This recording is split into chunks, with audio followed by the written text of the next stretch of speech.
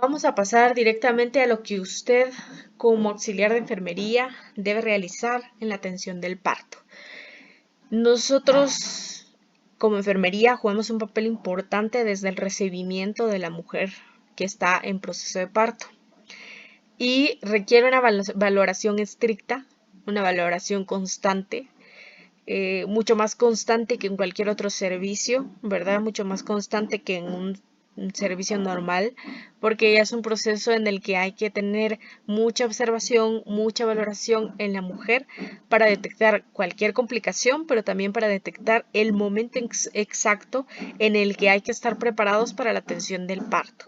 Entonces necesitamos tener bien claro qué es lo que tenemos que realizar o qué es lo que tenemos que valorar y qué cuidados hay que proporcionarle a estas madres. El auxiliar de enfermería pues tiene una labor importante porque va a vigilar el estado materno-fetal, porque no solamente nos enfocamos en la madre, ¿verdad? Sino que ahora identificamos dos aspectos, tanto la vida de la madre como la del feto, y vigilamos el estado de salud de ambos.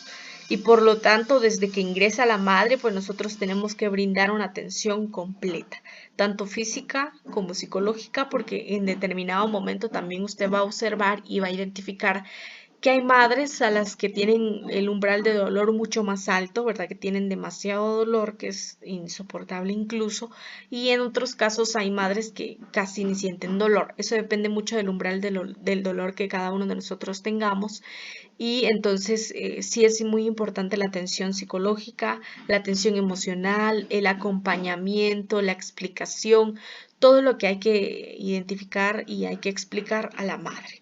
También esta valoración pues nos va a permitir identificar si hay alguna complicación durante el proceso de parto y también en determinado momento pues proporcionarle a la madre ese momento íntimo, ese momento especial, ese momento feliz y armonioso de la llegada de un nuevo ser que es su hijo. Entonces, en este aspecto hay que considerar tanto la vigilancia física, porque claro, hay que identificar cuál es el estado fetal, cuál es el estado materno, pero también hay que identificar el estado emocional y todo lo que conlleva este aspecto, porque realmente las madres suelen sentir, ¿verdad? Parte de dolor, tienen muchas emociones encontradas, pueden sentirse contentas, pueden sentirse preocupadas, pueden tener una serie de cambios emocionales y para ello pues es importante que consideremos la atención y el impacto que nosotros como personal de enfermería tenemos.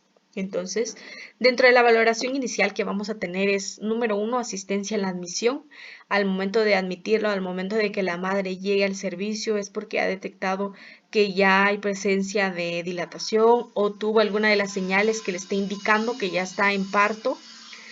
Y entonces, desde que inicia la admisión, pues nosotros, bueno, tanto enfermería como el médico tiene que hacer una valoración para detectar cómo está el proceso de parto. Si ya está, por ejemplo, si ya llegó a aborramiento, si ya tiene dilatación o si, por ejemplo, pues solamente tiene apenas 2 de dilatación o 4 de dilatación o si apenas empezó con las contracciones o si hace unos segundos se le reventó las membranas, eso, ¿verdad? Entonces, desde el momento en el que ingresa hay que identificar y hay que asistir a la madre para poder saber cuál es su estado de salud y saber qué acciones tomar posteriormente.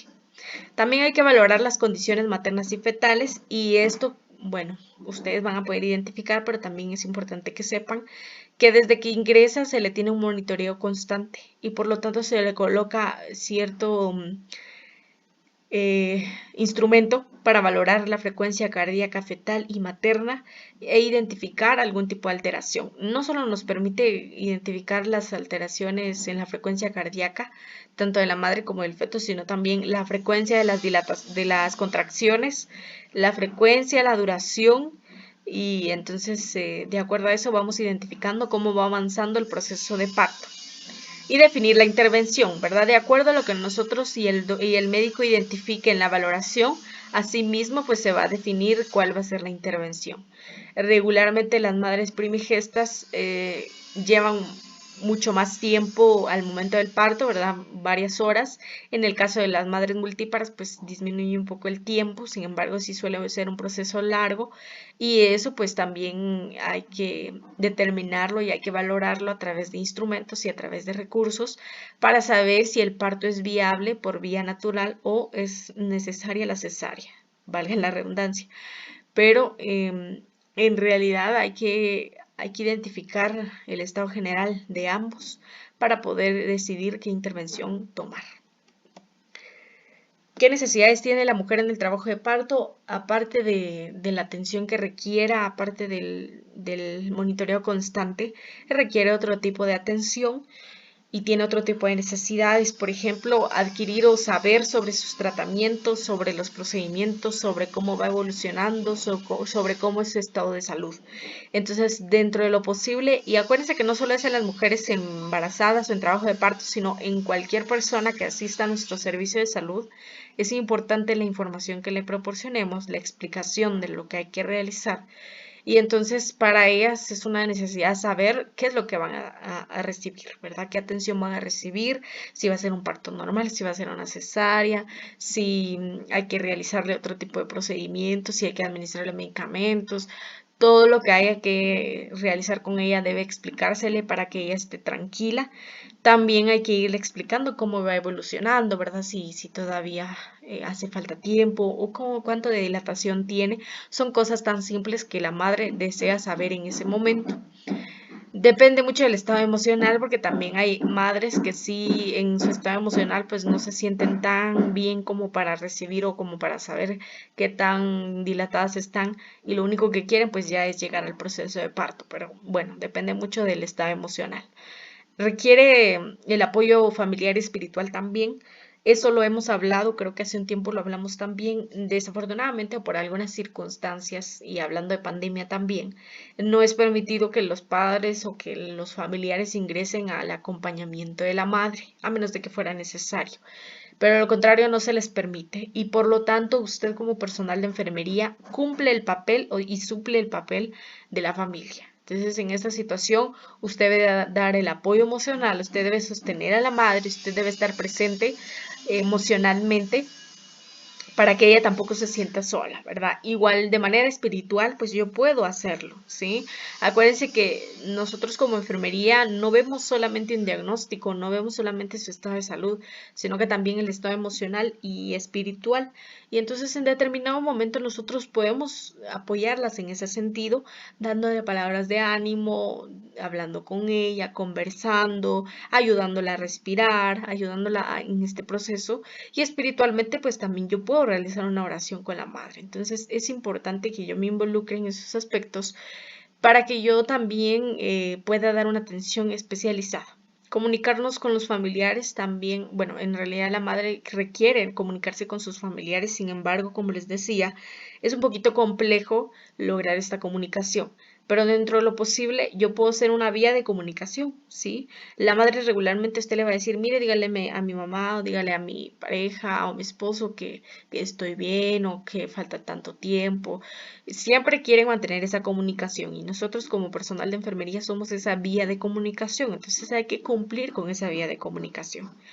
Mantener a una persona de apoyo igual, de preferencia pues tendrían que ser los familiares, pero por determinadas circunstancias no es posible, entonces el personal de enfermería le corresponde ser esa persona de apoyo. Recibir una atención oportuna y de calidad también es una necesidad que tiene la madre y eso es parte de nuestro trabajo. Entonces tenemos que dar una adecuada atención, pero para dar una adecuada atención yo debo tener el conocimiento y debo tener humanidad y debo tener empatía para dar la atención oportuna y de calidad.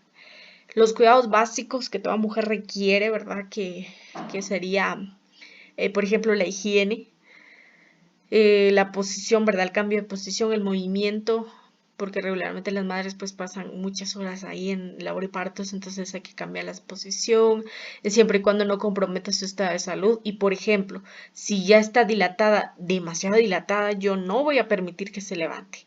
¿Verdad? Si por ejemplo ya tiene 8 de dilatación o 9 de dilatación, yo no puedo permitir que se levante al baño, por ejemplo, porque en cualquier momento puede llegar a dilatación completa. ¿Y qué vamos a hacer si la madre está levantada y no está en posición adecuada para dar a luz? Entonces yo tengo que mantener a mi paciente lo más segura posible para la atención del parto, ¿sí? Entonces hay que darle los cuidados básicos, hay que mantener su individualidad. Regularmente en labor y parto siempre hay cortinas, entonces siempre hay que mantenerlas pues tal vez no 100% cerradas para que vayamos observando también cómo están, pero que sí por lo menos mantengan su intimidad, proporcionarle una bata, mantener comunicación con ella, darle los cuidados básicos que requiere. Y la participación en la toma de decisiones, que también ella debe tomar decisiones en determinados momentos por algunas circunstancias, ya sea sobre su salud, sobre la salud de su bebé o sobre otro tipo de decisiones, por ejemplo en las cesáreas, que en determinado momento pues también la familia de cierta forma va a tener que intervenir, ¿verdad? Pero en general estas son las necesidades que va a tener la mujer. La humanización en los cuidados o en el cuidado de enfermería pues requiere que nosotros sepamos y tengamos toda la información necesaria, ¿verdad? Poner en práctica las actitudes de cuidado, tomar decisiones éticas, también saber cuáles son los protocolos que se manejan en los servicios. Hay un protocolo que se utiliza en los servicios que, por ejemplo, es el código rojo. En el código rojo ahí nos dice qué hacer en el caso de que una mujer presente hemorragia postparto. Hemorragia como tal, no un sangrado, hemorragia profusa. Entonces, ¿qué hacer en esos casos? ¿Cuál es el procedimiento? ¿Quiénes tienen que intervenir? ¿Qué tiene que hacer cada persona? Entonces, en el código rojo nos dice cómo actuar en caso de que una mujer esté teniendo una hemorragia y si no se trata ahorita, puede fallecer. Que regularmente la mayoría de las mujeres posparto, la mayoría de las mujeres que fallecen o las causas por las que fallecen es por una hemorragia mal controlada. Entonces hay que garantizar una atención oportuna, pero sabiendo qué protocolos se deben tomar. Defender los derechos de mi paciente, darle una atención individualizada, brindarle siempre educación. El trabajo interdisciplinario, que ese sí es importante, no solo es el médico, no solo es ginecología, no solo es pediatría, está enfermería, están todos los servicios que puedan interferir en la atención de la paciente. Hacer partícipe a la familia en determinado momento, darle siempre la información a la familia, ¿verdad? Hay que mantenerlos informados. La atención integral, permitir la toma de decisiones y satisfacer las necesidades básicas. La valoración continua de la mujer en trabajo de parto pues consiste en registrar y valorar los signos vitales a cada 4 horas, mínimo, ¿verdad? Hay que valorar esos signos vitales a cada 4 horas.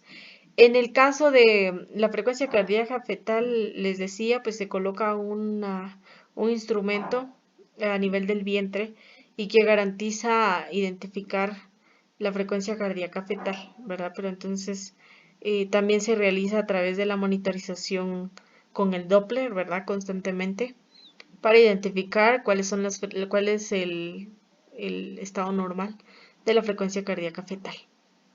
Identificar la presencia de movimientos fetales, que eso como tal pues lo identifica más la madre, ¿verdad? Entonces hay que siempre preguntarle si siente movimiento. También se realizan las maniobras del Leopold, que esto lo vamos a ir viendo un poquito más adelante. Valorar los periodos del trabajo de parto, igual, hay que identificar en qué periodo del trabajo de parto se encuentra, que ya también en un momento vamos a ver cuáles son las etapas del parto. Realizar intervenciones apropiadas, dependiendo de lo que requiera la madre, pues hay que realizar ciertas intervenciones o dar o proporcionar ciertos cuidados, entonces también hay que considerar esos aspectos.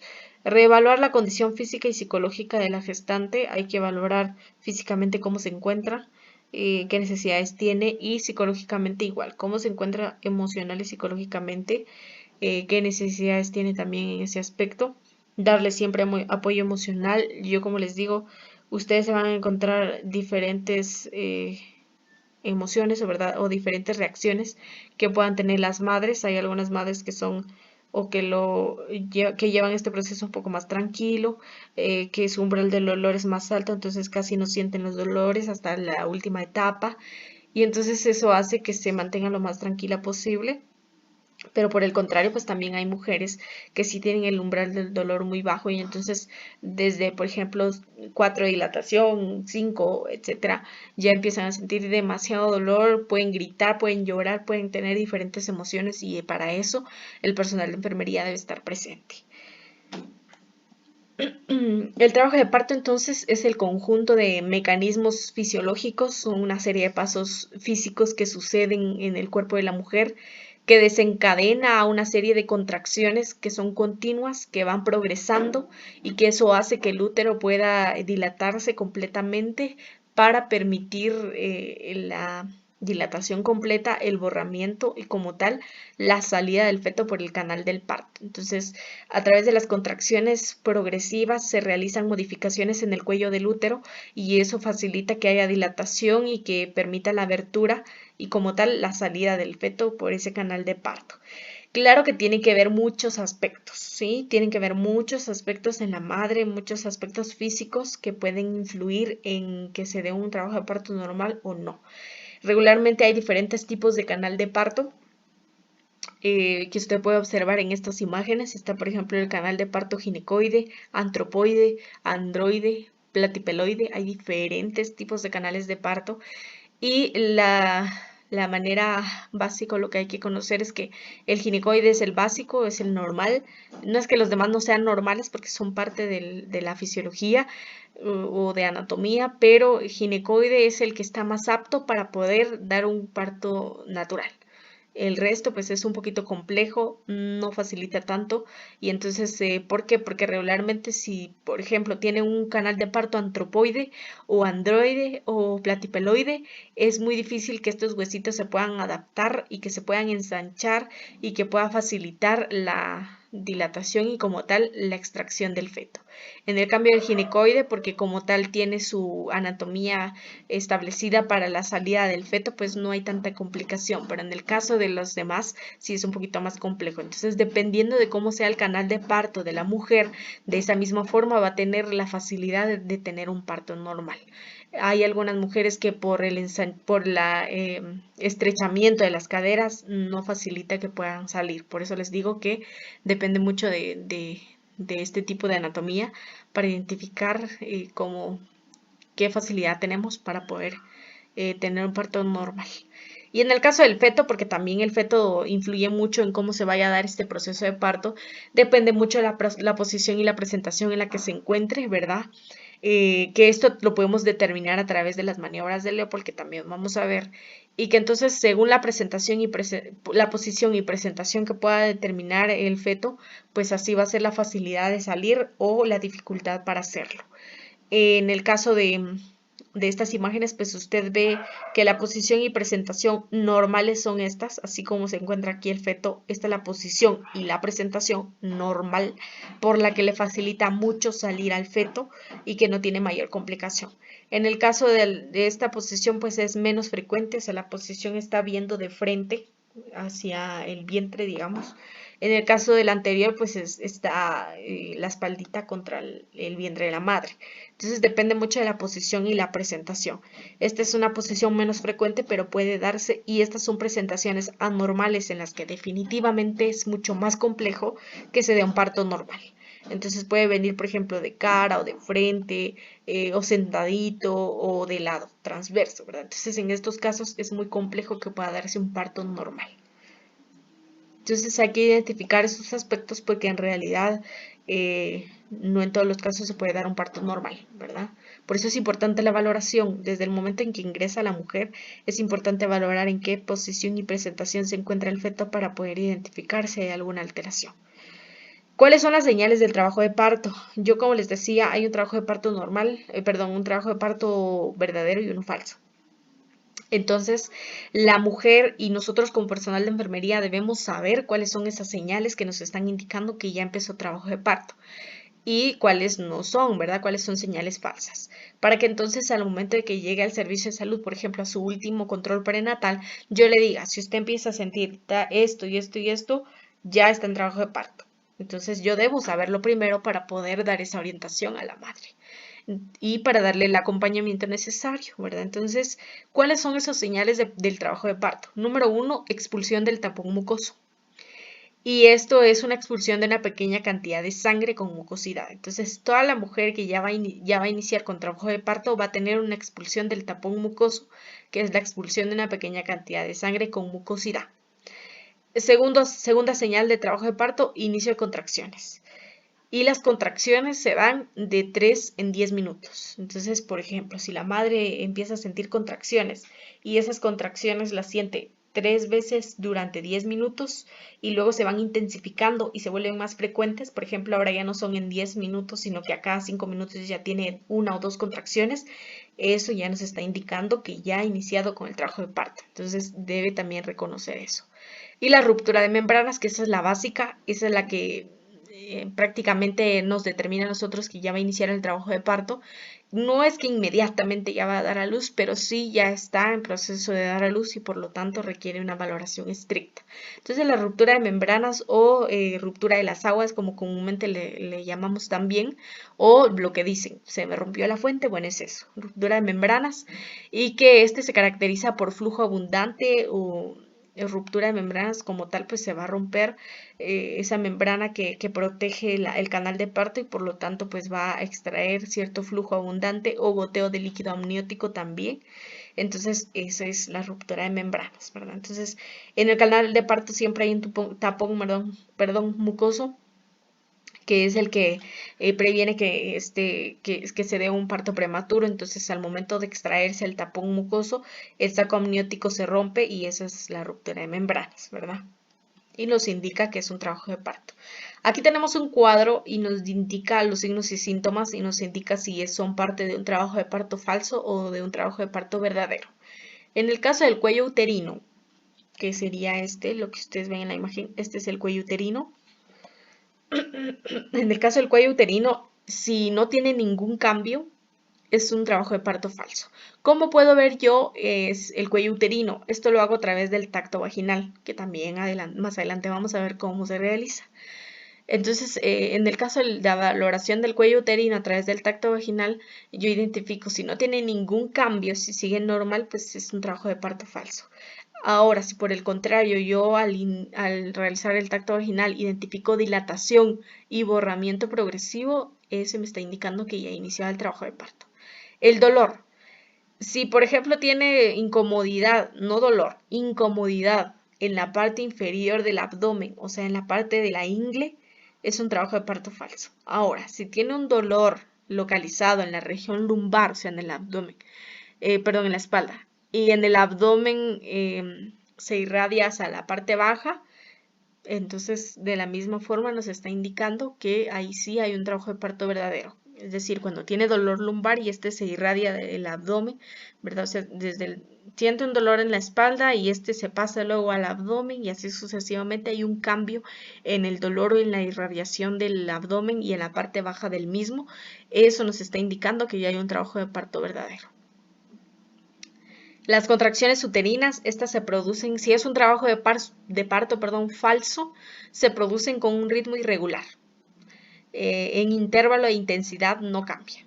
Es decir, se da cada cierto tiempo, no, por ejemplo, no aumenta ahora ya 105 contracciones, ahora ya 103, no varía, ni tampoco cambia la intensidad, todos son de la misma intensidad, no, y en el caso de un trabajo de parto verdadero, este va cambiando, ¿verdad? Conforme se va a ir desarrollando el trabajo de parto, las contracciones son más fuertes. En el caso de un trabajo de parto falso, no va a haber cambio. Y el dolor que causan pues va disminuyendo o se alivia caminando o se alivia cambiando de posición o tomando una ducha. Y estas son las que conocemos las contracciones como Braxton Hicks, que son contracciones falsas. Ahora, si estas contracciones tienen un ritmo regular, o sea, se dan en determinado tiempo, se dan en determinada cantidad y se van acortando gradualmente, pero van aumentando su intensidad y el dolor producido no disminuye, sino que aumenta. Entonces, por más que camine, por más que cambie de posición, por más que quiera tomar un baño y lo que sea, ese dolor no va a disminuir con nada, es porque hay un trabajo de parto verdadero. En el caso del tapón mucoso, el trabajo de parto falso no existe, ¿verdad? No hay presentación de tapón mucoso. En el caso de un trabajo de parto verdadero, ahí sí aumenta la secreción vaginal y el tapón sale, ¿verdad? Generalmente con un poco de sangre o rosadito y es como un moquito. En el aspecto emocional, si es un trabajo de parto falso, solo va a tener inquietud, puede sonreír todavía y le puede hablar, le puede contestar preguntas. puede tener todavía comunicación.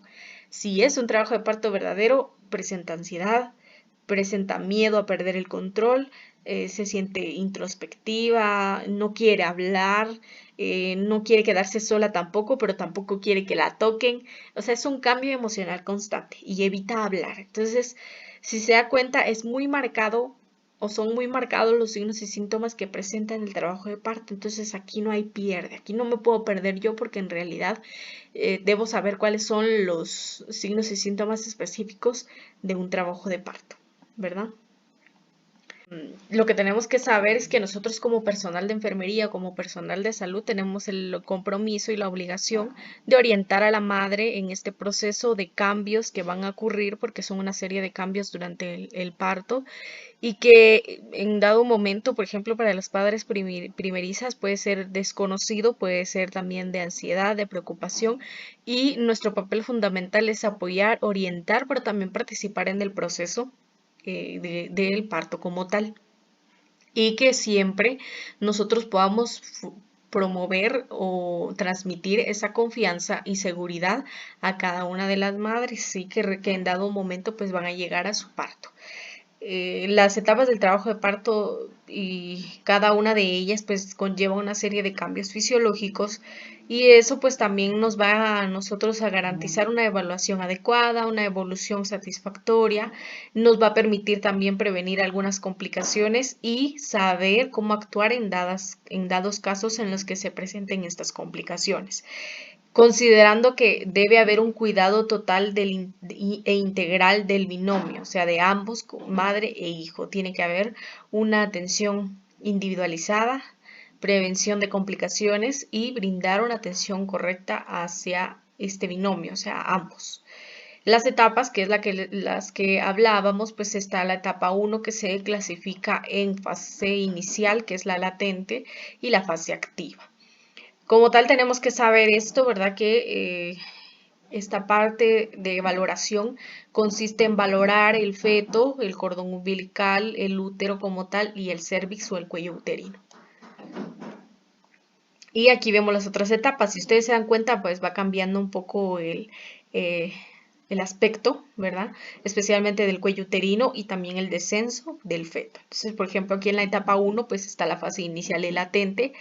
Y posteriormente está la fase activa, donde ya vemos un poquito de diferencia en el cuello del útero, que ya se va haciendo o se va logrando el borramiento y como tal la dilatación. Y de la misma forma, pues esta es otra fase de transición en la que, como su nombre lo dice, va a pasar a la siguiente etapa.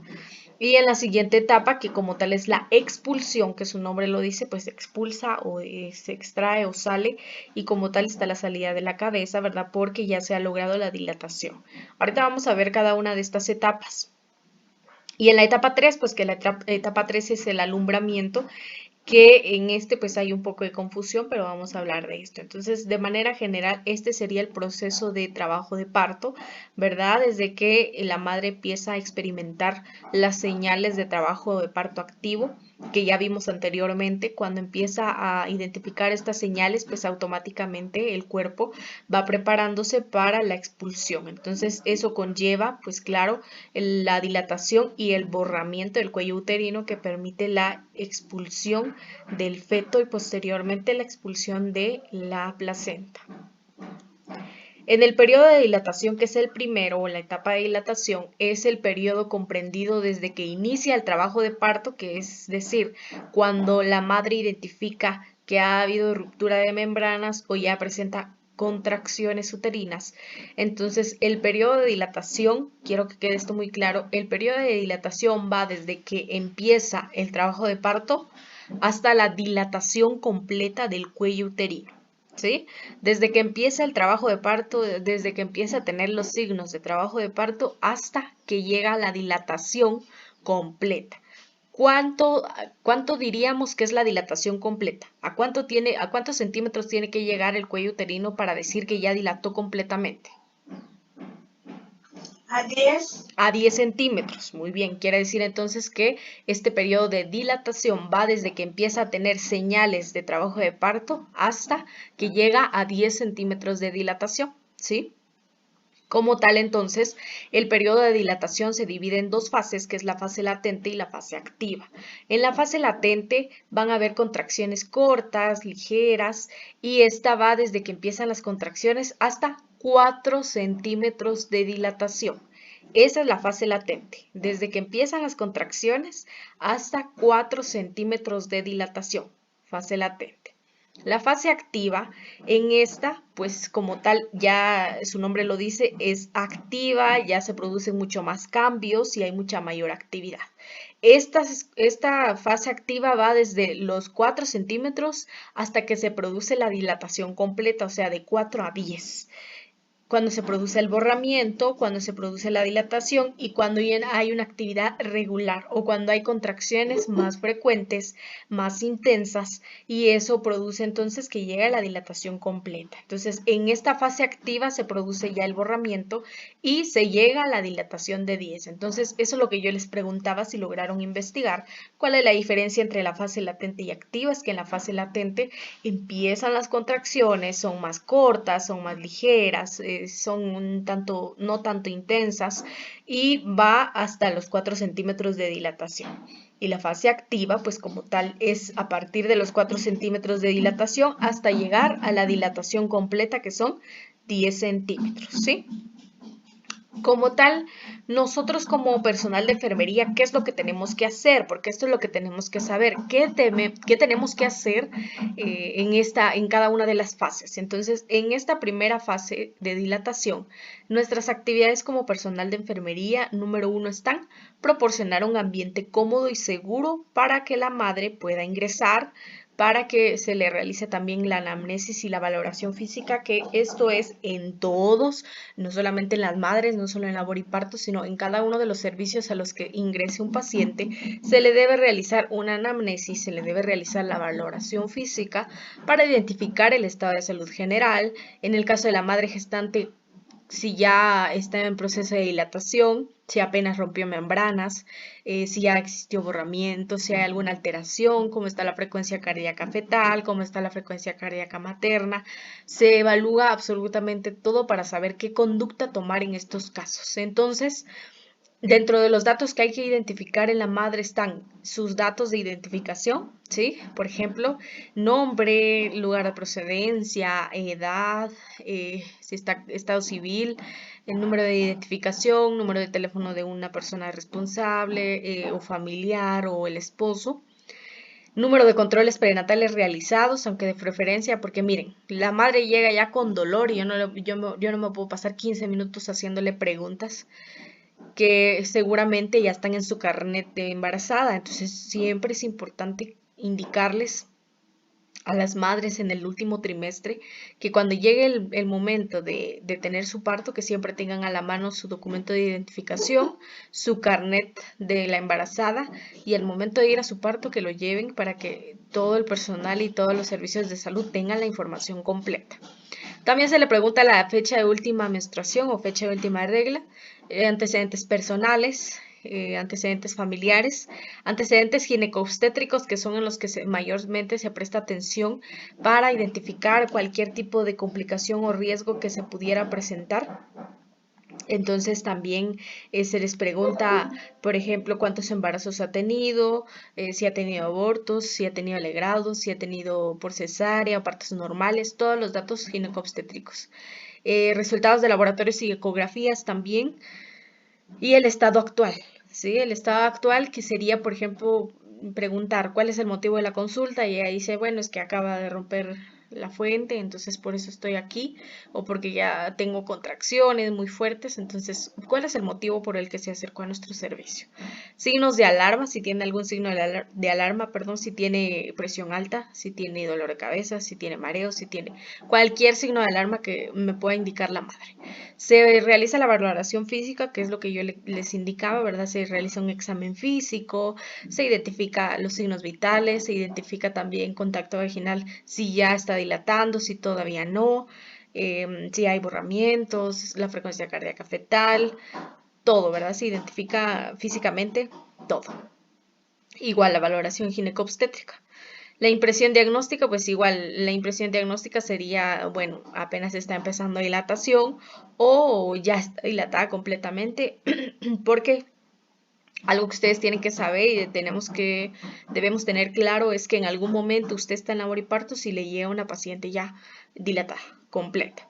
Y entonces llegan al servicio y dicen, paciente ya dilatada, completa, y entonces eso quiere decir que inmediatamente, en ese instante, yo tengo que recibir al feto, al embrión, ¿verdad? Yo tengo que recibir al bebé, al recién nacido, porque definitivamente ya está dilatada. Y en ese momento tengo yo que correr, tengo que buscar mi equipo, tengo que ponerme estéril y recibir al bebé, ¿verdad? Y darle los cuidados que requiere. Entonces a veces nos toca hacerlo literalmente en el pasillo del labor y partos porque en algún momento pues llega completa y en ese momento yo tengo que correr y atender el parto, ¿verdad? En cambio, si por ejemplo llega desde que empezó a sentir contracciones y llega la valoración, pues tiene que esperar cierto tiempo hasta que llegue la dilatación completa, ¿verdad? Igual, dentro de ese proceso de valoración, pues se tiene que identificar si realmente está dilatando o no. En algunos casos, pues también las madres no dilatan y eso dificulta mucho el trabajo de parto y complica tanto la vida o compromete la vida de la madre como del feto. Entonces, en esos casos, pues también los médicos optan por otros métodos como son la cesárea, ¿verdad? Para agilizar, bueno, tal vez no agilizar, sino mantener la estabilidad hemodinámica y física de ambos, ¿verdad? Y las intervenciones, porque bueno, en algún momento pues también se requieren estos cuidados de enfermería que hay que aplicárseles, ¿verdad? Para que entonces ellos mantengan la mayor comodidad posible. ¿Qué otros cuidados hay que identificar o administrar o proporcionar? Observar el estado general de la gestante, ¿verdad? Cómo está emocionalmente y físicamente e incluso sus gestos, cómo se presenta esta mujer gestante en nuestro servicio. ¿Está angustiada o está feliz, o está tranquila, o está insegura, está tímida? ¿Cómo? ¿Cuál es la actitud de esta mujer? Control y registro de los signos vitales, tanto maternos como fetales, la valoración física cefalocaudal de la cabeza a los pies, determinar el grado de hidratación, la coloración de la piel, evaluar los órganos y sistemas. Es un examen físico completo. La valoración ginecobstétrica, que es ya lo que les decía, en donde se realiza la medición de la altura uterina, se realiza la cuarta maniobra de Leopold, se ausculta la frecuencia cardíaca fetal, se determina y se le pregunta si hay movimientos fetales y la valoración de la dinámica uterina, cómo es el proceso durante el útero, ¿verdad? O dentro del útero, y es porque regularmente también se les controla, se les coloca un instrumento que permite identificar la frecuencia de las contracciones. Se evalúan también las características de las contracciones, cuándo iniciaron, más bien a la hora que inició, con qué frecuencia se presenta cada 10 minutos, a cada 15 minutos, a cada 5 minutos, a cada cuánto. Cuánto le duran, cuánto tiempo dura, cuántos segundos, qué tan intensos son. Yo puedo utilizar la escala de valoración del dolor, ¿verdad? Le puedo preguntar de 1 a 10 qué tanto dolor siente y así puedo identificar con qué intensidad siente las contracciones. También hay que identificar si ya hubo expulsión de sangre o de líquido amniótico, es decir, de la expulsión del tapón mucoso. También la inspección de las modificaciones cervicales, es decir, a través del tacto vaginal pues identificamos si ya hay borramiento o aún no, o cómo se va dando ese proceso. Regularmente el tacto vaginal se va haciendo de manera constante y frecuente para poder identificar cómo va evolucionando la dilatación. También se puede identificar el grado de encajamiento a través de las maniobras de Leopold y también se evalúan los genitales externos en búsqueda de algún riesgo de infección para el feto, ¿verdad? Entonces, eso también, todo, por eso se evalúa y se realiza un examen físico cefalocaudal para identificar cualquier riesgo que pueda dificultar un parto seguro y limpio. Preparación de la paciente. Dependiendo de las órdenes médicas, ¿verdad? Se puede ordenar colocar venoclisis, un catéter, a todas se les coloca catéter, pero en algunos casos, si por ejemplo llegan deshidratadas, pues hay que colocarle soluciones intravenosas o medicamentos también en algunos casos.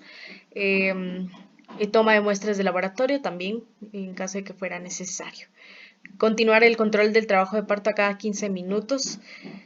dependiendo de cómo va ese proceso, ¿verdad? Entonces, a partir de que empieza a dilatar, pues hay que mantener una constante vigilancia para identificar cuando llegue a la dilatación completa, porque eso sí, definitivamente puede ocurrir de un segundo a otro, ya está completa y en ese momento yo tengo que estar preparada. Entonces, de hecho, cuando se identifica a través de tacto vaginal que ya llegó a la dilatación 8, por ejemplo, ya hay que preparar todo. Brindar también esa información a la madre, a los familiares también, ¿verdad? Porque también están en ese proceso de preocupación, ¿verdad? O de adquirir esa información. Motivar a la madre a realizar ejercicios de respiración y relajación. Esto también es importante como parte de nuestro trabajo. No solamente es administrar medicamentos, colocarle catéter, sino que también a nivel emocional y físico hay que garantizar que la madre se sienta lo más cómodo posible. Depende mucho de qué tanto colabore la madre. Como les decía, usted va a encontrar de todo. Puede encontrar madres que colaboran, puede encontrar otras que definitivamente no quieren que ni se le acerque, y de todo hay, pero dentro de lo posible hay que tratar de apoyar y ser ese sostén emocional para las madres.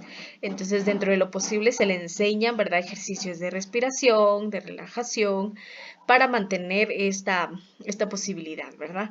Claro, también la orientación de que no tiene que estar pujando, porque si no ha llegado a dilatación no puede estar pujando, solamente puede estar, número uno, complicando el estado de salud del bebé. Entonces no tiene que pujar para nada hasta que llegue a la dilatación y que se le indique.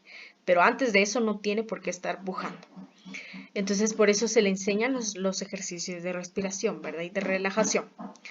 Incluso dependiendo de cómo sea el estado de salud de la madre, si por ejemplo todavía acaba de iniciar dilatación, pues se le puede decir, mire, puede caminar aquí en el pasillo, siempre y cuando nosotros la tengamos a la vista, ¿verdad? Y que no esté tampoco ya en dilatación casi completa, porque ahí sí definitivamente no puede, ya no es permitido levantarse. Entonces, la mayoría de los casos también se les coloca pañal, entonces si tienen alguna necesidad fisiológica lo pueden realizar en el pañal. Cambios de posición también, dependiendo del estado de salud y de la orden médica, se les puede cambiar de posición, especialmente del decúbito lateral izquierdo, que es donde tienen mayor facilidad de comodidad. Deambular en caso de membranas íntegras, que es lo que yo les decía, si las membranas si no ha roto fuente, todavía puede caminar, de lo contrario no. Estimular la eliminación vesical, igual, si tiene ganas de miccionar, puede hacerlo. Observar el periné con el fin de detectar abombamiento, igual, cualquier alteración en los genitales externos hay que observarlos. Enseñar a la madre la forma correcta de pujar cuando haya llegado ya a la dilatación completa, antes no. Entonces se le enseña a la madre la forma correcta de pujar, que regularmente es mantener la respiración y es la fuerza que tiene que ejercer como si fuera a ir al baño, ¿verdad? Identificar signos de alarma y complicaciones del trabajo de parto. Durante todo este proceso hay que identificar cualquier signo de alarma que pueda presentar la madre, cualquier alteración, cambio físico, cambio emocional, todo lo que se pueda presentar en el transcurso de esta etapa, mucho más. Entonces, esta etapa de periodo de expulsión es un periodo de tiempo que va desde que dilató completamente, o sea, desde que llegó a 10 centímetros hasta que nace el feto, ¿sí? Aquí, ¿qué actividades vamos a realizar nosotros como personal de enfermería?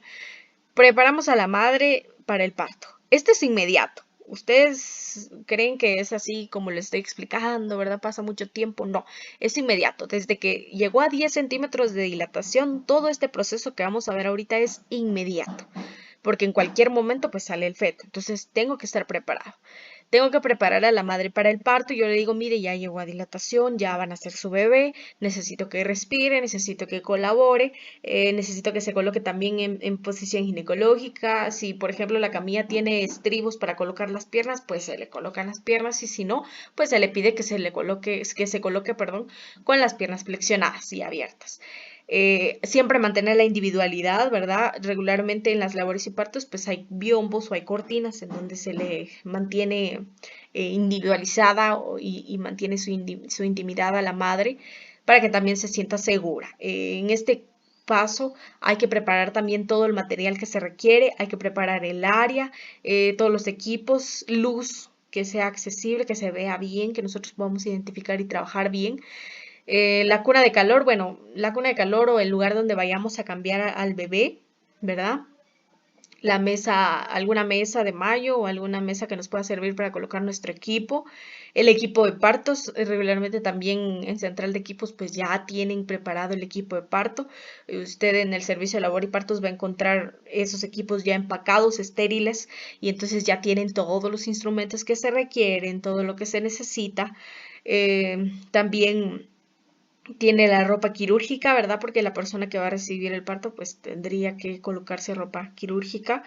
No en todos los casos, ¿verdad? Porque a veces se da de inmediato, entonces en ese momento, pero sí o sí tiene que utilizar guantes estériles y de preferencia bata o una gabacha que le permita también trabajar.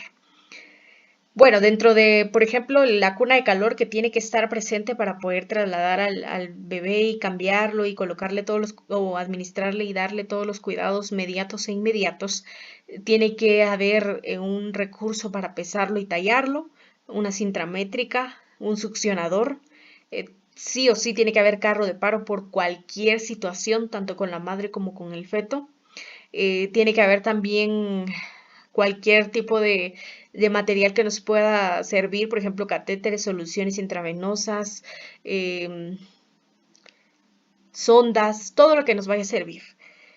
Reloj, porque también es importante tomar en cuenta la hora en la que va a nacer, porque no solo es importante para nuestros registros, sino también para la madre es algo importante, es un proceso especial que ella necesita saber. Entonces sí tenemos que tener eso en cuenta. Algo importante también es que al momento del parto tenemos que decir en voz alta el sexo del bebé y la hora en que nació, para que la madre esté tranquila. Entonces, cuando ya tuvo su bebé, usted le dice el sexo y le dice a qué hora nació, y entonces ella, pues claro, es un momento especial. Ubicar en la posición ginecológica, que es lo que ya dijimos, preferentemente, y de hecho se tiene que realizar una asepsia y preparación del área perineal. Cuando sucede la dilatación completa, esto se hace de inmediato, bien hecho, pero de inmediato, porque en cualquier momento pueden hacer. Entonces se prepara el área, se limpia, se le realiza la asepsia para que entonces el proceso y el parto sea lo más seguro posible. Indicar a la madre la mejor manera de pujar, insistir en el control de la respiración, siempre enseñarle ejercicios de respiración. En dado caso, pues también como personal de enfermería le podemos tomar la mano porque ella se siente segura de ello. Insistir en el control de su respiración, controlar cómo se va dando el proceso de parto, la frecuencia cardíaca fetal, cualquier alteración que yo pueda identificar. A la salida de la cabeza en el canal de parto, pues hay que asistir en aspiración de secreciones con una pería que también ya está incluida dentro del equipo de parto en algunos casos, y en otros casos pues igual en el servicio están las perillas ya empacadas. Entonces solamente lo que yo quiero que entendamos es que cuando se da este proceso de ya va a dar a luz, yo tengo que preparar mi equipo, todo mi equipo estéril. Tengo que ir a traer sondas de aspiración, tengo que traer perillas, jeringas, todo lo que vaya a necesitar en este momento para el parto. Entonces, pues va saliendo la cabeza en un momento o más adelante vamos a ir viendo un video de cómo se da este proceso de parto, y verdaderamente es un proceso que por sí solo el cuerpo lo realiza. No es necesario que yo le esté dando vuelta, que lo esté jalando, claro, es un apoyo que yo le estoy dando al feto para poder salir. Sin embargo, él realiza su proceso de manera sencilla y de manera independiente. Entonces, solamente es una asistencia para facilitar este proceso. Entonces va saliendo, y cuando ya salió a través de una perilla, yo succiono en las fosas nasales, en la cavidad oral, para extraer cualquier tipo de secreción que haya aspirado o que haya ingerido, porque en algunos casos pues también se defecan en el interior del útero o en su saquito, y entonces a veces se lo ingieren, entonces hay que extraerlo de inmediato. Es lo primero que se realiza cuando nace el feto, aspirar, es lo primero. Y entonces al despejar las vías aéreas, eso facilita que el recién nacido pueda respirar mucho mejor, y entonces se produce el llanto, que es lo que nos indica que hay un buen funcionamiento pulmonar. Se administra oxitocina, en el caso de la madre se administra oxitocina. La oxitocina pues es una sustancia que va a permitir contraer el útero, disminuir el riesgo de hemorragia y facilitar y agilizar, en dado caso, también el proceso de alumbramiento, es decir, la salida de la placenta. El control de líquidos y medicamentos, pues también en algunos casos si hay mucha pérdida de sangre o hemorragia, pues hay que administrar líquidos intravenosos, por eso siempre en todas las madres, todas, deben tener un catéter, PRN, ¿sí? Porque cualquier cosa puede suceder. Y en el caso del recién nacido, pues hay otros cuidados que se le dan, claro, son dos procesos aparte porque se dan al mismo tiempo y más adelante vamos a ver cuáles son los cuidados inmediatos que se le dan al recién nacido, pero de manera general se le evalúa el APGAR, que también vamos a ver cómo se evalúa el APGAR, porque también en dado caso ustedes lo tienen que realizar. El APGAR es una evaluación que se realiza para identificar cuál es el estado general del bebé. Se controla al minuto de haber nacido y a los 5 minutos nuevamente. Se recibe con una manta precalentada para evitar pérdida de calor. Esta manta precalentada pues se ha colocado en la cuna de calor. Es una manta que la madre lleva. La madre lleva su ropita, lleva los pañalitos, lleva la frazada que quiere que use y entonces se calienta para cuando ya sea el proceso de parto pues se le coloca. Claro, dentro de este paso pues influyen muchos otros, como por ejemplo pinzar el cordón, cortar el cordón, todo lo que conlleva, tanto en la madre como en el feto.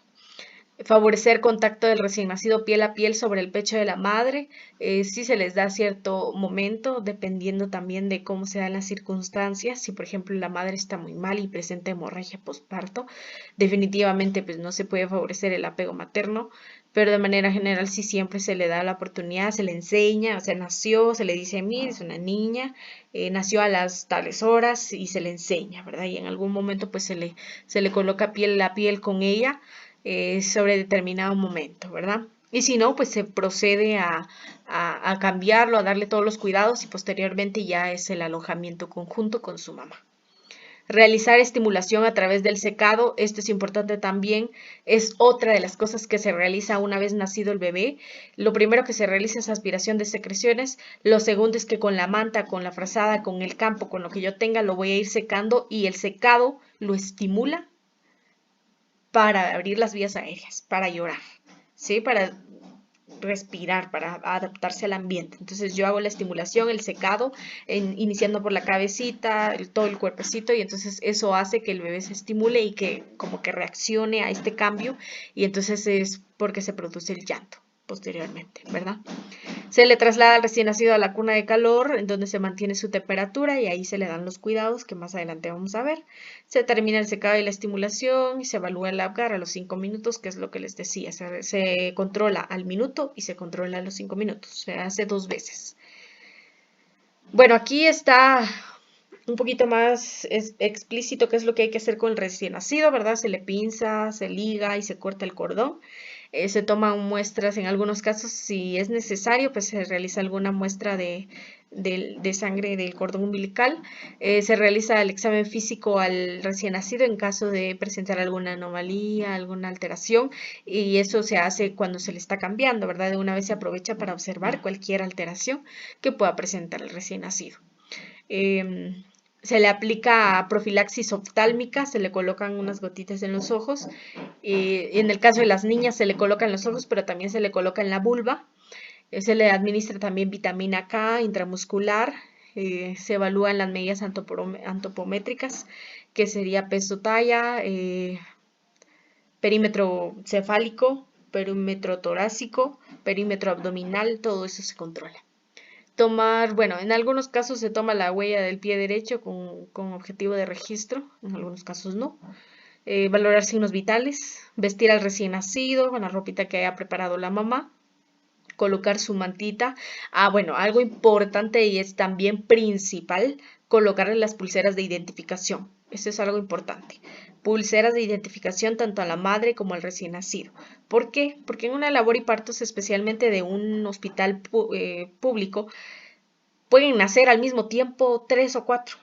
Y entonces tengo que colocar a los 3 o 4, dependiendo del tamaño de la cuna de calor, puedo colocar a 2 en una misma cuna y entonces yo no me puedo o sea, yo tengo que ser responsable y no puedo poner en riesgo que me olvide de quién, cuál es el bebé de quién, ¿sí? Entonces, lo importante es que yo sepa identificar, entonces se realizan las pulseritas, en la pulsera se coloca el nombre de la madre, se coloca la fecha, la hora y el servicio y el sexo. Aunque el sexo está determinado por el color de pulsera, que si es niña pues va a ser rosado y si es niño va a ser celeste, para ambas. En el caso del bebé, como no tiene nombre, aunque tenga nombre, pues no se le coloca, se va a colocar hijo de, por ejemplo, la mamá se llama María López, hijo de María López o hija de María López, ¿sí? Eso es lo que se coloca, fecha y hora de nacimiento, y se le coloca, ¿verdad?, en el bracito. Eh, para que tenga identificación, entonces yo no tenga ningún riesgo de olvidar de quién es el bebé, ¿verdad? Porque de verdad, en los hospitales públicos en labor y partos a veces nacen 2 o 3 al mismo tiempo y entonces los colocamos en la camita de calor y a mí no se me puede olvidar de quién es el bebé, ¿sí? Entonces es algo importante también que hay que... Entonces con una mano yo enrollo el cordón y entonces con la otra pues voy haciendo el masaje y por sí solo. Yo voy haciendo como jalando un poquito el cordón, no tan fuerte porque por sí solo va a salir, pero sí voy a facilitar que vaya saliendo. Entonces cuando va saliendo yo ya veo que viene la placenta, entonces igual la recibo y cuando yo recibo la placenta tengo que evaluar también la placenta. Tengo que evaluar si está completa, si tiene todos sus lóbulos, si tiene alguna parte que le falta. Tengo que verificar todo eso, ¿sí? Entonces, el periodo de tiempo comprendido, o sea, el periodo de alumbramiento es desde que nació el feto hasta que salió la placenta y las membranas ovulares, ¿verdad? O el saquito donde estaba el bebé. ¿Qué actividades de enfermería tenemos que realizar? En este caso, pues no hay que forzar que salga la placenta antes de que se desprenda. Por eso es que una vez que yo corté el cordón, pues lo que corresponde es hacer el masaje. Y el masaje y aparte la aplicación de oxitocina facilita que vaya desprendiéndose la placenta por sí sola. Entonces yo solo voy facilitando ese proceso, pero no tengo que forzar, porque si yo fuerzo ese proceso, es cuando la placenta puede dejar restos ahí y no va a salir completa. Y eso puede ser una complicación para la madre. Entonces, también hay que explicarle a la madre que realice también otro pequeño pujo para que salga la placenta, porque también tiene que pujar para que salga. Así como con el bebé, pues de la misma forma va a expulsar la placenta. Se hace una suave presión en el fondo del útero y entonces sí se dificulta la salida espontánea. Si por ejemplo está difícil que salga la placenta por sí sola, pues se hace una leve presión en el fondo uterino. De la misma forma, pues se revisa, la placenta, se revisa tanto la cara materna como la cara fetal, se revisan los cotiledones, o sea, esas como espacitos, como lóbulos que tiene la placenta. Más adelante vamos a ver cómo se ve una placenta, pero se revisa que estén completos, se revisa que esté completa la membrana, que esté completo el cordón, se revisa todo para evitar que hayan quedado restos en el útero, ¿verdad? Posterior a eso, sí o sí se tiene que seguir haciendo el masaje. ¿Para qué? Para extraer el resto de coágulos, el resto de sangre, el resto de lo que haya quedado. Y se observa el estado general de la paciente también. Eso es importante. Valorar constantemente a la paciente, si está consciente, si está bien, si tiene descenso de la presión arterial, si se está desmayando. Todo, absolutamente todo lo que pase con mi paciente. Se observa la coloración de la piel también. Se controlan signos vitales a cada 15 minutos. Igual, el masaje uterino se tiene que hacer a cada 15 minutos, aunque en realidad tiene que ser constantemente. Evaluar el globo de seguridad de Pinar, que es lo que yo les decía, que es cuando el útero ya tiene una consistencia dura y está firme y está acompañado de entuertos pequeños como movimientos o pequeñas contracciones, muy, muy leves. Se realizan los masajes de forma circular para extraer los coágulos y favorecer también la involución uterina, es decir, que el útero vuelva a su estado normal. Revisar genitales externos si no hay ninguna lesión, si no hubo una fisura, si no hubo un desgarre, todo se evalúa. Y se identifica o se evalúa también para identificar si hay alguna hemorragia. En algunos casos, si hay restos placentarios, pues el ginecólogo o el médico que está atendiendo, pues realiza un tacto para extraer esos coágulos. Se revisan algunas suturas o el sitio de episiotomía. Si en dado caso la madre requirió episiotomía, pues se evalúa, se identifica, se sutura también y entonces se evalúa todo ese estado. Se realiza una limpieza genital externa, se evalúan las características de los loquios, ahorita vamos a ver qué son los loquios, se evalúa el color, el olor, la cantidad y cómo va evolucionando conforme los días, porque esto dura días, no dura solamente ese proceso. Se detecta alguna complicación de hemorragias o si hay alguna infección, siempre se tiene que mantener vigilada la madre, por eso es que no se le da ingreso inmediatamente después de que dio a luz, porque se tiene que evaluar si no hay hemorragia, si no hay algún signo de infección como fiebre, entre otros.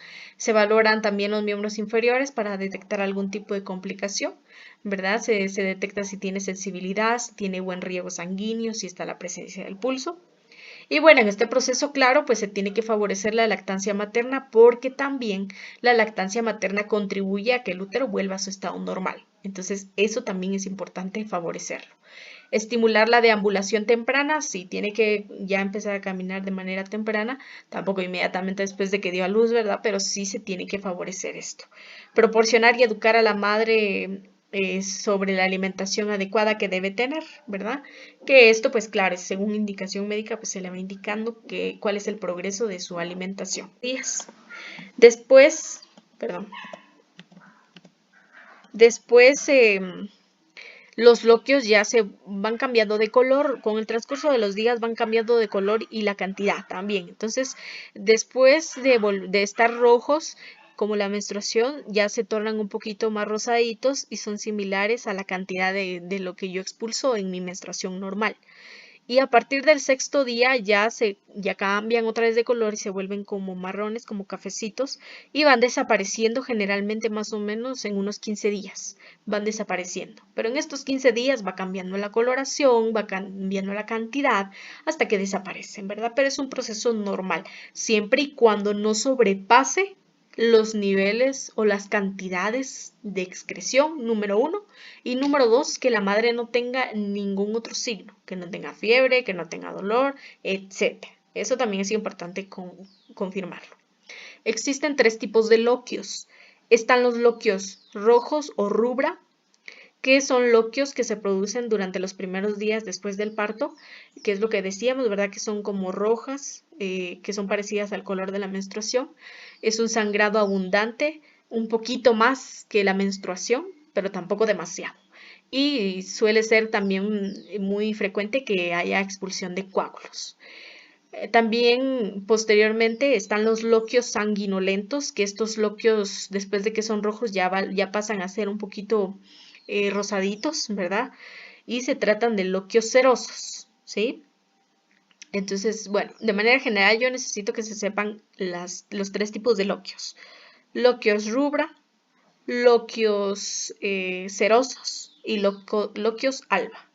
Loquios rubra, loquios serosos y loquios alba. Esos son los tres tipos de loquios. Entonces decía, el segundo son los loquios sanguinolentos o los loquios serosos, es decir, que contienen sangre con leucocitos y un exudado seroso, como pegajoso. Entonces, porque es propio de las heridas. Entonces, como la herida va sanando, por eso tiene estas características. Y los loquios alba, que esta fase es en la que se suele prolongar un poquito más, o es la que dura un poco más, y que dependiendo del cuerpo de la mujer puede durar más o menos determinado tiempo, ¿verdad? Que regularmente en general duran 2 semanas los loquios y posteriormente ya desaparecen. En este caso los loquios alba ya son loquios amarillos o cafecitos o blanquecinos casi. ¿Y por qué? Porque la mayoría de su composición son glóbulos blancos, entonces ya su característica es esa, ¿verdad? Entonces, por favor, nos aprendemos eso. Loquios rubra, loquios serosos y loquios alba. De estos loquios, claro, posparto, pues la mujer va a estar internada, entonces nosotros vamos a tener la facilidad de ir evaluando cómo es la característica, cómo se va desarrollando, qué características tiene y entonces nosotros podemos irlo evaluando. Pero también en determinado momento cuando ya salga la madre, pues también hay que indicarle que ella debe tener control y estar constantemente valorando cuál es el color de esos loquios y el olor. Si hay un olor también que nos esté indicando algún tipo de infección, definitivamente hay que asistir a un servicio de salud. Entonces, si hay una hemorragia muy fuerte, abundante, que no para y que tiene un olor demasiado intenso, hay que llevar a un servicio de salud. ¿Por qué? Porque es una infección. seguramente es una infección. Entonces hay que identificar cualquier alteración en estos loquios. Por eso es que anteriormente yo les indiqué cuáles son las características de esos loquios y que entonces si hay algún cambio en ellos es importante darlo a conocer. Hay que valorar también si puede existir alguna complicación como retención de restos de la placenta o que el útero no volvió a su estado normal y que por eso se esté produciendo, ¿verdad? Pero son muchos factores que se tienen que evaluar. Entonces, por ejemplo, hay que considerar estos aspectos. Hay que saber diferenciar una hemorragia posparto y los loquios. No es lo mismo. Una hemorragia posparto la vamos a definir como una pérdida de más de 500 cc de sangre. Es abundante, es demasiado y va acompañado de otros signos y síntomas. En el caso de los loquios es una secreción vaginal normal durante el puerperio que dura más o menos 15 días y en realidad que también no es una cantidad abundante, ¿verdad? Igual, lo que les decía, se clasifican en loquios rubra, aquí es rubra, loquio seroso y loquio alba. El loquio rubra es el primer flujo después del parto y dura aproximadamente de 3 a 5 días, más o menos es esta característica, ¿verdad? De color rojo. Luego es loquio seroso, que es un flujo de color pardo como rosadito y dura hasta el 10º día más o menos, aproximadamente, ¿verdad? Que son estas dos. Y posteriormente, bueno, específicamente este. Y el loquio alba, que es el que dura un poquito más de tiempo, es un flujo blanquecino, amarillento o cafecito, y que esta se da a partir de la 3ª semana o 15 días, o sea, dura hasta 15 días, y puede ser incluso 6ª semana. A la 6ª semana puede tener todavía, pero con estas características, ¿sí? Entonces, estos loquios son normales, a diferencia de una hemorragia posparto. Ahora, también lo podemos identificar a través de las compresas. Regularmente sí, va a haber secreción, pero tampoco muy abundante. Entonces, cuando yo estoy en un servicio de salud, yo no puedo estar constantemente, ¿verdad?, con la paciente y preguntándole, porque yo tengo que atender a otras pacientes. Entonces, ¿qué hago? Yo le pregunto cuántas compresas ha mojado o cuántas compresas se ha cambiado durante la última hora. Si me dice 5 o 6 y en abundancia, es de preocuparme. Si me dice 3 más o menos, es normal, porque tampoco es parecido. Si usted se ha dado cuenta, cuando usted menstrua, pues es una cantidad muy pequeña, pareciera mucho, pero en realidad es muy pequeña. Y entonces los loquios son un poquito más que la menstruación, pero no tanto. Entonces tengo que considerar estos aspectos, ¿sí? Tengo que mantener una comunicación constante con la madre para identificar cualquier riesgo. Tengo que vigilar también cuando comience a miccionar la mujer, ¿verdad? Para identificar cuánta pérdida urinaria está teniendo y si hay mayor pérdida de la requerida. Identificar la necesidad de información que necesite la mamá, ¿verdad? Especialmente en la madre primeriza, porque tienen muchas dudas sobre cómo cargar a su bebé, cómo cambiarlo, cómo darle lactancia. Entonces siempre debemos estar presentes dándole la información y ayudándola a realizar su autocuidado y el cuidado de su recién nacido. Educar sobre la importancia de la higiene personal y genital, no solo a la salida de la institución, porque de hecho, pues al día siguiente o más o menos cuando ya haya recuperado su fuerza y la estabilidad, pues también ya se le permite que pueda realizarse su higiene personal. Explicar cualquier sintomatología de alarma por la que debe consultar o la que debe informar o la que debe decir. Insistir sobre el seguimiento, claro, insistir sobre después de salir del servicio tiene que ir a su control puerperal y también a que el recién nacido reciba control y reciba sus vacunas. En relación a la higiene, pues sí es muy recomendado que la mamá utilice agua templada, casi fría, para lavar la zona genital, ¿verdad? En este caso, durante el baño. Además, siempre hay que realizarlo en la misma dirección, de adelante hacia atrás, para evitar contaminar la zona vaginal con bacterias de la zona anal. Ahora, está siendo muy explícito en que vamos a utilizar agua templada o tibia o casi fría. Acuérdense que el agua caliente o el calor como tal abre los vasos sanguíneos. Y entonces eso facilita también un riesgo de hemorragia en el caso de una mujer que ha tenido apenas a su bebé. Que esta es una de las prácticas más comunes, porque en las áreas rurales no ha pasado ni un día y la llevan a bañarse en agua caliente. Son prácticas que tienen. Pero científicamente hablando, recordemos que el calor dilata los vasos sanguíneos. Y si dilata los vasos sanguíneos, entonces ya no están cerrados, sino que ahora se abren y hay mucho mayor riesgo de hemorragia. Entonces son complicaciones por las que llegan las mamás y que son prevenibles, ¿sí? Entonces hay que bañar a las mamás en agua templada o en agua casi fría porque eso cierra los vasitos y eso favorece a que no haya un riesgo de hemorragia, ¿verdad? Entonces hay que considerar estos aspectos. Hay que secar el área genital de forma delicada, con toques suaves, con ropa limpia, por supuesto, para evitar tanto la humedad, pero también el crecimiento de bacterias. Las compresas que utilice la madre pues deben ser 100% de algodón, que no tenga perfume u olor que pueda ocasionarle algún tipo de alergia. Existen también compresas absorbentes que se utilizan especialmente para el posparto y que están diseñadas para evitar infecciones. Entonces, dependiendo de las condiciones y de la estabilidad económica, pues puede optar por esos aspectos. Evitar el uso de tampones, eso definitivamente no puede utilizar tampones. ¿Por qué? Porque el útero no está en su estado normal. Y como no está en su estado normal, el tampón se puede perder y ¿cómo sacarlo? Entonces no está en su estado normal, no está en la posibilidad de abarcar o de guardar ni de mantener su tamaño normal y eso puede dificultar el uso de tampones. Entonces tampones definitivamente no, se les pide que utilicen compresas y entonces que de preferencia no utilicen tampones por lo menos durante las 6 semanas del posparto, ¿verdad? Que son los 40 días. Muy bien.